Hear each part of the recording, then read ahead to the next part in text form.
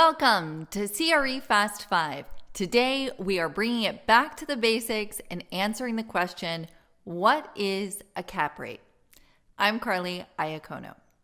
A cap rate is the unleveraged return in year one for an investment property. It's calculated by taking the net operating income divided by the purchase price. Cap rate is really a snapshot in time as it does not account for changes to income or expenses during your hold period. The cap rate also does not consider your debt service payments. Despite these limitations, cap rate is the most commonly used financial metric in net lease. This is partly due to the transparent and somewhat fixed nature of the income and expenses. Because there is limited fluctuation in the income and expenses in net lease as compared to most other asset classes, cap rate is a more pertinent metric. Cap rate is also a useful tool to compare the relative value of similar real estate opportunities. For example, using cap rates is a quick way to compare the return on, let's say, a Popeyes in North Carolina to a Popeyes in Tennessee.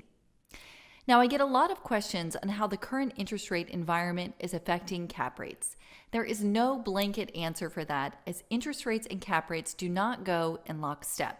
However, there is usually a correlation in the form of a spread between interest rates and cap rates. For example, a 100 basis point spread would mean interest rates and cap rates were 1 point apart. So if the interest rate is 4% in this example, the cap rate may be 5%. Again, this is not a set formula, but there is a correlation, especially in higher value properties that are often financed.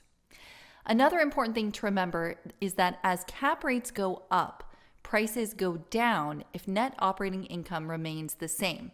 Cap rates and values are inversely proportionate.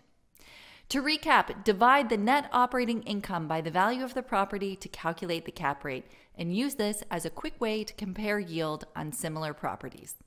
That was CRE Fast 5. I'm Carly Iacono. I'll see you soon.